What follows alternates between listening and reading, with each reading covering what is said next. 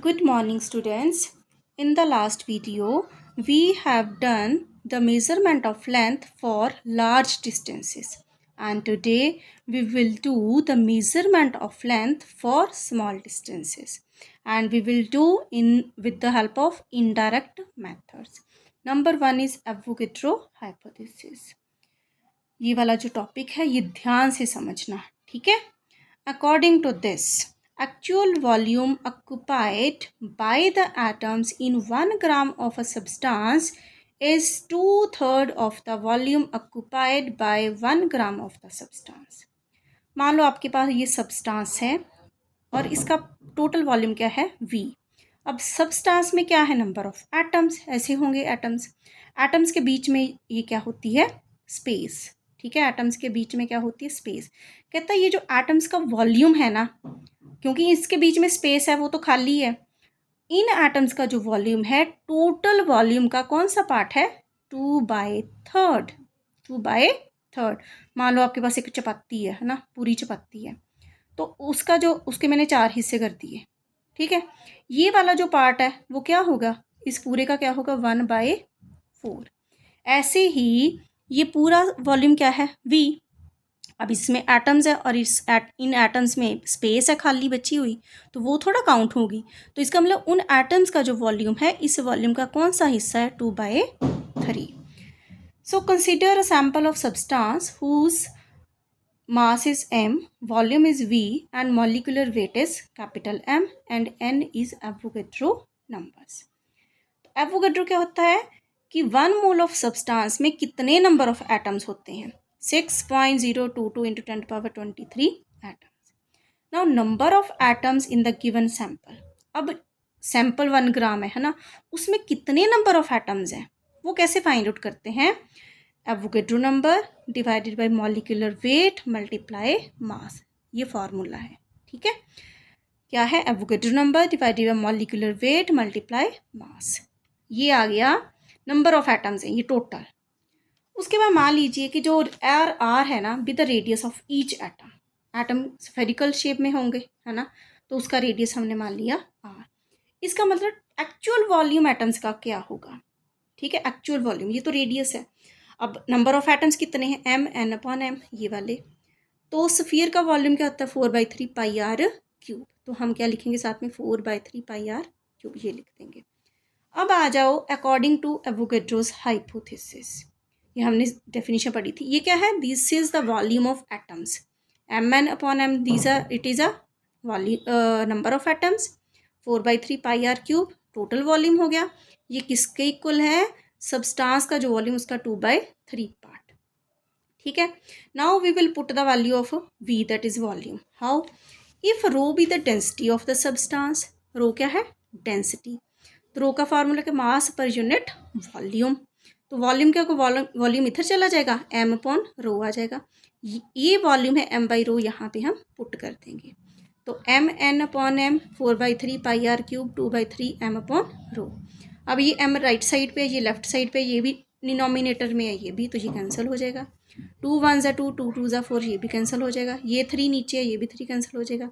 हमने निकालना क्या है, रेडियस ऑफ द एटम. तो r³ यहीं पे रहने दीजिए, ये कैपिटल M ऊपर चला जाएगा, ये 2πn नीचे आ जाएगा, साथ में रो. तो r क्या हो गया, m/2πn⁻⁴ 3. Radius of an atom of substance can be calculated. So this is a indirect method to find the small distance. ठीक है, using Avogadro hypothesis. Now come to the next page. Second one, size of a molecule of a liquid oleic acid. अब एक oleic acid होता है, उसका size निकालना है हमने. अब क्वेश्चन है कि हमने ऑलिक एसिड ही क्यों लिया, क्योंकि ये जो एसिड है ना, इसके molecules as compare to other थोड़े से बड़े हैं, इसलिए इस इनडायरेक्ट मेथड से हम इसका साइज निकाल सकते हैं. ठीक है. Oleic acid is a soapy liquid with large molecular size. Soapy liquid है और इसका मॉलिक्यूलर साइज बड़ा है. ठीक है. We dissolve 1 cm³ of oleic acid in 500 cm³ of alcohol. 1 cm³ हम ऑलिक एसिड लेंगे, उसको डिज़ोल्व करेंगे 500 सेंटीमीटर क्यूब अल्कोहल में, ठीक है।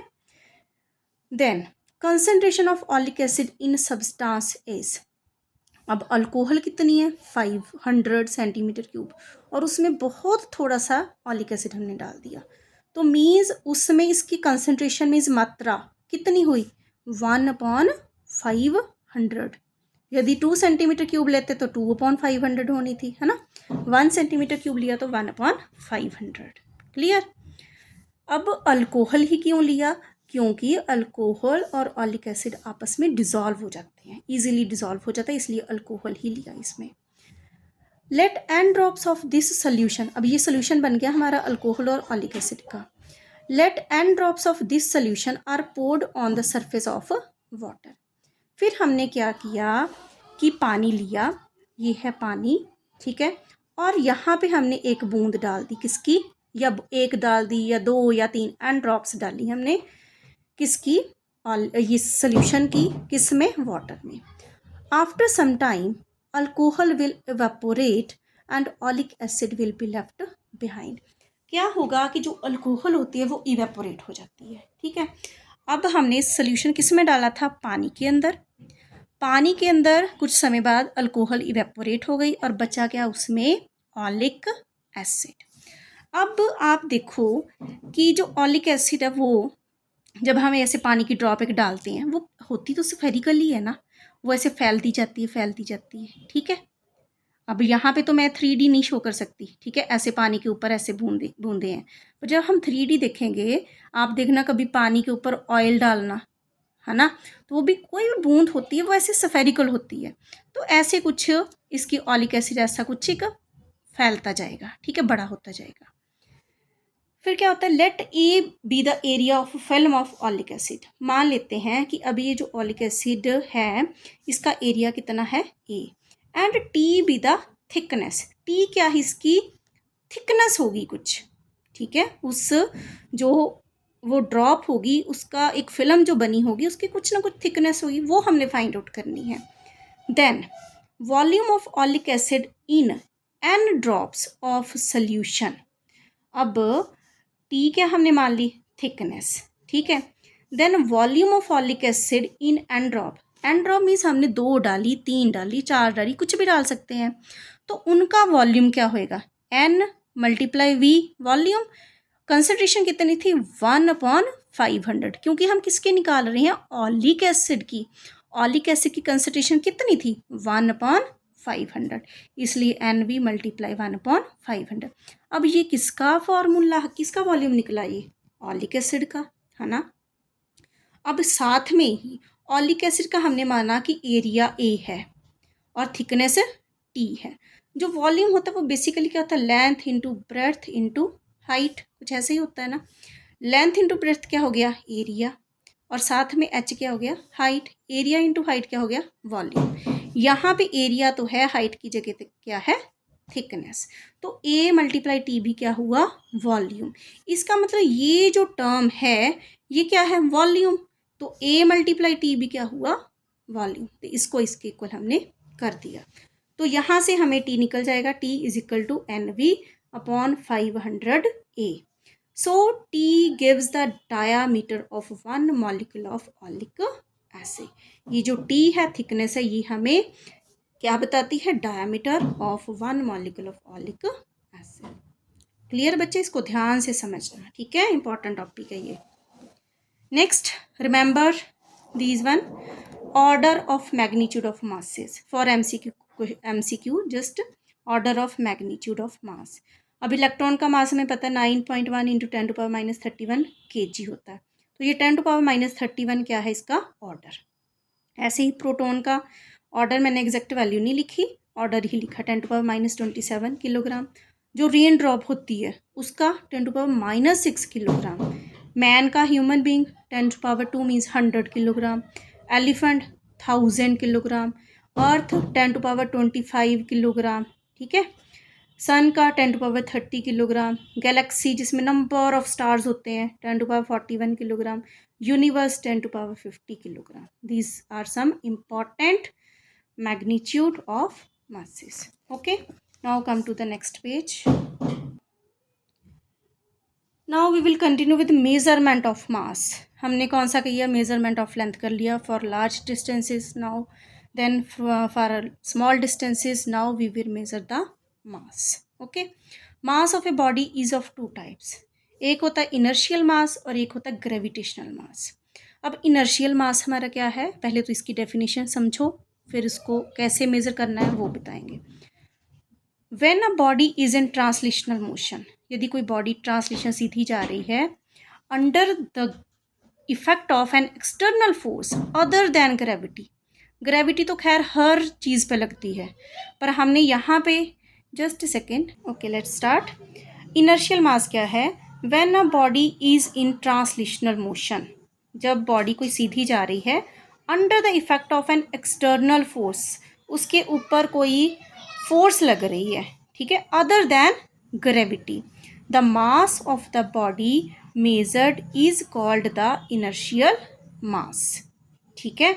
जब कोई बॉडी ट्रांसलेशन मोशन में जा रही है और उसके ऊपर एक एक्सटर्नल फोर्स लग रही है अदर देन ग्रेविटी, वैसे तो ग्रेविटी भी लग रही है पर हम मान रहे हैं कि एक्सटर्नल फोर्स कोई लग रही है, then the mass of the body measured is called, जो उस बॉडी का मास होगा वो क्या होगा? उसका इनर्शियल मास. ठीक है. कोई बॉडी जब मूव कर रही है under the external force, then the mass of the body is the inertial mass. Clear? To measure inertial mass, inertial balance is used. You will do this experiment in your class also. So just try to understand. To measure the inertial mass, inertial balance is used. What is its principle? It is based upon the principle that, क्या principle है इसका? When a strip is fixed at one end and loaded at the other end is displaced from its mean position, it executes vibratory motion. ये inertial balance का principal है. ये देखो कुछ ऐसा सेटअप होगा, यहाँ पे ना ये वाली जो मेटालिक स्ट्रिप्स होंगी, ये दो क्या है? ये मेटालिक स्ट्रिप. ये होती कैसी हैं? ऐसे वर्टिकल होती, जैसे ये स्केल है ना, ऐसे नहीं होती, ये ऐसे होंगी, एक स्केल इधर और एक मेटालिक स्ट्रिप ऐसे लगी होंगी. ठीक है. फिर ये जो स्ट्रिप है ये यहाँ पे वुडन ब्लॉक के साथ अटैच्ड होंगी. ठीक है. वुडन ब्लॉक के साथ ऐसे अटैच, ये टेबल है, टेबल, और ये वुडन ब्लॉक यहाँ पे अटैच किया हुआ है इन स्ट्रिप्स को. और यहाँ पे स्ट्रिप्स पे एक ऐसे पैन होता है, पैन ऐसे होगा कोई. ठीक है. उस पैन के ऊपर हमने कोई ऑब्जेक्ट रखनी है और ऑब्जेक्ट ऐसे रखनी है कि वो वहाँ पे कुछ होगा कि वो स्टेबल हो जाए, हिले ना. ठीक है. यहाँ पे पैन के ऊपर हमने क्या रख दिया? एक ऑब्जेक्ट रख दी. फिर हम इस स्ट्रिप्स को ऐसे हिलाएंगे. कैसे? ऐसे करके हिलाएंगे और ये ऐसे ऐसे वाइब्रेट करेगी. ठीक है. हॉरिजेंटल हिलाना, ना कि ऐसे ऐसे, ऐसे ऐसे हिलाना, हॉरिजेंटल. जैसे आप इसको हिलाओगे ना, वो क्या करेगी? ऑसिलेट करेगी, वाइब्रेट करेगी. ठीक है. यही क्या था? It is based upon the principal that when a strip is fixed at one and, ये स्ट्रिप है यहाँ पे फिक्स है एक एंड से, and loaded at the other and, दूसरा जो एंड है उस पर लोड रखा हुआ है, कुछ वेट रखा हुआ है, and displaced from its mean position, it executes vibratory motion. Now during vibrating motion, जब इसको हमने वाइब्रेट किया, ठीक है, the time period depends upon following factors. तो टाइम पीरियड जो है वो किन फैक्टर पे डिपेंड करता है? नंबर 1, ध्यान से समझना, distance of pan from the point it leaves the wooden block. ये क्या है? पैन. पैन की डिस्टेंस वुडन ब्लॉक से कितनी दूर है, एक तो इस पे डिपेंड करता है क्या? Time period. Second, the modulus of elasticity of the metallic strip. ये जो मेटालिक स्ट्रिप्स है इनकी मॉडुलस ऑफ इलास्टिसिटी क्या है? अब इलास्टिसिटी तो होती है कि किसी चीज़ को कंप्रेस करना, फिर वो दोबारा उसी पोजीशन पे वापस आ जाए, उसको इलास्टिसिटी. और मॉडुलस ऑफ इलास्टिसिटी होती है, इट टेल्स अबाउट स्टिफनेस, कि वो कितना उसका, जैसे हम जिसको बोलते हैं कठोरता, कितनी वो स्टिफनेस कितनी है. ठीक है. ये इसके बारे में भी आप नेक्स्ट चैप्टर में डिटेल में पढ़ोगे. मॉडुलस ऑफ इलास्टिसिटी ये हर मेटल की एक प्रॉपर्टी होती है. ठीक है. यंग्स मॉडुलस भी बोलते हैं इसको. Third, the total mass of the pan and the body placed on it. और इस पैन और पैन के ऊपर जो ऑब्जेक्ट रखी है उसका टोटल मास. इसका मतलब ये जो वाइब्रेटरी मोशन है ये 3 चीज़ों पे डिपेंड करती है। पहला, distance of the pan from the wooden block. Second one, modulus of elasticity of these strips. And third one, the total weight of the pan and the body placed on it. इन 3 चीज़ों के ऊपर depend करती है। ये MCQ question आ सकते हैं आपको, ठीक है। सो द देन मैथमेटिकली अब टाइम पीरियड क्या होता है ये आप पढ़ोगे डिटेल में, और क्लासेस में फॉर्मूला होता है टाइम पीरियड का, T=2πm/k। जैसे आप सिंपल पेंडुलम के बारे में बात करोगे तो उसका फार्मूला होता है 2π√L/g। ऐसे ही T=2π√m/k where k is the force constant. ये एक कांस्टेंट है, m मास हो गया, पाई कांस्टेंट वैल्यू है। जब आप इसको स्क्वायर करोगे, t को स्क्वायर किया, स्क्वेयरिंग बोथ साइड्स, ये स्क्वायर रूट खत्म हो गया, 2π का बन गया 4π² m/k। And from here you will find m ये इधर चला जाएगा, k(t²), 4π² नीचे आ जाएगा। So this is the mass, required mass, ठीक है। इनर्शियल मास जो भी जिसका भी हमने निकालना है, इस पैन के ऊपर जो बॉडी रखी है, ऑब्जेक्ट रखी है, उसका ये मास होगा, ठीक है। Now come to the next page. Now consider we have kept 2 objects, ठीक है। पहले m1 रखी, फिर m2 रखी, ठीक है। m1 का मान लो हमारे पास मास पता है कि m1 क्या है, और टाइम पीरियड भी हमारे पास है दोनों का। If you have 2 objects of masses m1 and m2, m1 is known, m1 हमें पता है, तो क्या होगा, m1/m2 की रेशो क्या होएगी। m1 का फॉर्मूला हमने अभी m का निकाला, k/4π स्क्वेयर साथ में t²।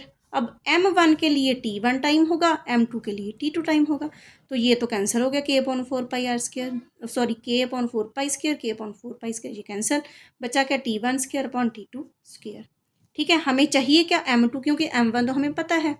m2 को आप इधर ले जाओ, क्रॉस मल्टीप्लाई जस्ट करोगे तो m2 क्या आ जाएगा, m1 multiply with t2² and t1² नीचे। So knowing the values of m1, t1 and t2, we can find unknown mass m2. Okay. So next one, to measure gravitational mass using physical balance, principle of levers. ये भी experiment आप करोगे +1 में। To major gravitational मास, पहले हमने क्या किया, inertial मास, अब है gravitational mass. Gravitational mass is the property of a body that determines the gravitational force acting on it। जो ग्रेविटेशन फोर्स एक्ट कर रही है किसी बॉडी के ऊपर, उससे ही हमें पता क्या चलेगा, gravitational mass. It is the property of a body that determines the gravitation force acting on it. It is measured by comparing the unknown mass with standard known mass using physical balance. अब gravitation मास कैसे measure कर सकते हैं, physical balance के साथ। उसमें क्या होता है, एक स्टैंडर्ड नोन मास हमें पता होता है और अननोन मास हमने पता कर लेना है। जैसे सिंपल इसमें अब हमने 2 चीज़ें ली थी, तो हमारे पास m1 था तो m2 निकाल लिया। इसी तरह यहाँ पे हमें एक स्टैंडर्ड मास पता होगा और दूसरा हम निकाल लेंगे, ठीक है, फाइंड आउट कर लेंगे। सो इसमें होता क्या है, a physical balance is an equal arm lever, ठीक है। I will tell you from the diagram also. A physical balance is an equal arm lever. When the beam is horizontal, the clockwise and anti-clockwise moment about the fulcrum, fulcrum होता है base किसी चीज़ का, are equal. Therefore, the gravitational masses on both pans are equal. ठीक है, ये देखें आप, एक डायग्राम बताती हूँ आप लोगों को। जस्ट वेट जस्ट सी, ये क्या है हमारे पास, फिजिकल बैलेंस, ठीक है। यहाँ पे क्या होता है, ये पूरा ऑपरेटर्स होगा आपके पास, ये नीचे से ये स्क्रू यहाँ पे लगे होते हैं। ये पहले तो ये पूरा हॉरिजेंटली आप टेबल पे रख रहे हो, कहीं पे भी रख रहे हो, बिल्कुल सीधा होना चाहिए, ठीक है। यहाँ से इसका सीधा हॉरिजेंटल हम इसको सेटअप कर सकते हैं। उसके बाद यहाँ पे ये हुक लगे हुए हैं और यहाँ पे ये तो हैंगिंग लगे हुए हैं हुक, और यहाँ पे पैन है, ठीक है, 1 और 2। किसी एक में इसमें हम वेट डाल सकते हैं जो हमें पता होता है, और दूसरा जो अननोन है वो दूसरी तरफ, जैसे वाइस वर्सा हम डाल सकते हैं तो फाइंड आउट कर सकते हैं। ये जो फिजिकल बैलेंस है ये बैलेंस कब होगा, जब ये दोनों पॉइंट है, ये एक तो पूरा बिल्कुल ऐसे ऊपर नीचे इकट्ठे होने चाहिए, कि मतलब कई बार इसकी पोजीशन इधर हो जाती है, वो नहीं होनी चाहिए, बिल्कुल ऐसे टॉप टू टॉप इनका मिलना चाहिए। ठीक है, उसके बाद ये बीम है हॉरिजेंटल बीम, ये भी पूरा हॉरिजेंटल होना चाहिए। ठीक है, यहाँ पे स्क्रू लगे होते हैं। ठीक है, और फिर क्या होता है, यहाँ पे ये जो पॉइंटर है ना, ये ज़ीरो शो करना चाहिए, यहाँ पे ज़ीरो। यदि इस पॉइंटर की ये जो पॉइंटर है इस तरफ हो, इसका मतलब इधर वेट ज़्यादा है, और यदि पॉइंटर इधर हो तो इसका मतलब वेट इधर ज़्यादा है। ठीक है, अब इस पॉइंटर को हम कहाँ से ठीक कर सकते हैं, या तो यहाँ से और या यहाँ से। ठीक है, यहाँ से क्लॉकवाइज एंटी क्लॉकवाइज हम इसको एडजस्ट करके ठीक कर सकते हैं। ओके, तो ये है आपका सेटअप। आप क्या करोगे कि यहाँ पे मान लीजिए हमने कोई अननोन या यहाँ पे अननोन हमने कोई सब्सटेंस डाला, हमने उसका वेट फाइंड आउट करना है। ठीक है, यहाँ पे हमने कोई केमिकल डाल दिया, उसका वेट फाइंड आउट करना है। अब पॉइंटर इधर चला जाएगा, जब पॉइंट इधर चला जाएगा तो हम यहाँ पे कुछ मेजरिंग वेट रखेंगे, जैसे 1 ग्राम का होता है, 2 ग्राम का होता है, धीरे धीरे वो रखेंगे। जैसे भी हम रखना शुरू करेंगे तो जो पॉइंटर है वो धीरे धीरे इस पॉइंट पे आ जाएगा। ठीक है, मान लो पॉइंटर इधर चला गया तो वेट इसका बढ़ गया, फिर हम क्या करेंगे, वेट निकाल लेंगे। ठीक है, और यदि इधर होगा, इधर वेट ज़्यादा होगा तो उसमें से हम निकाल लेंगे सब्सटेंस जो भी डालना होगा। तो जब ये पूरा यहाँ ज़ीरो पे सेट होगा और इन दोनों के जब वेट इक्वल हो जाएंगे, इसका मतलब यदि इधर 3 ग्राम का है तो इधर भी 3 ग्राम का होगा। ठीक है, जितना वेट इधर होगा इतना ही वेट इधर होगा। तो ये क्या है आपका physical balance. Okay students, so a physical balance works on the principle of moments. इसका मतलब जो फिजिकल बैलेंस है वो किसके ऊपर काम कर रहा है, principle of moments means balance पे। मान लीजिए हमारे पास ये पेन है। ठीक है, अब ये पेन कहाँ पे बैलेंस होगा, कोई एक पॉइंट तो होगा ना, कोई एक पॉइंट तो होगा जहाँ पे ये पेन बैलेंस होगा। वो जो पॉइंट होगा, ये जो प्रिंसिपल है इसको क्या बोलते हैं, प्रिंसिपल ऑफ मोमेंट्स। ठीक है, so when the balance is in equilibrium, जब बैलेंस इक्विलिब्रियम में है, equilibrium this is the symbol of equilibrium. ठीक है, तो clockwise moment is equal to anticlockwise moment. ठीक है, सो इसका फार्मूला हम वेट मेजर कर रहे हैं, वेट है, वेट एम क्या होता है, W clockwise moment and anti clockwise moment. इसका फार्मूला क्या है, m1 GL और m2 GL। जी क्या है ग्रेविटी, एल क्या है लेंथ, m1 m2 क्या है मास। ये GL GL कैंसिल हो जाएगा and we will get m1 is equal to m2। ठीक है, thus unknown gravitational mass is equal to the total standard mass is placed on the opposite pan। Means एक का हमें पता है तो दूसरा हम निकाल लेंगे। सो this is your gravitational mass with the help of physical balance. So watch this video, like, share, comment, and next video we will watch tomorrow. Thank you.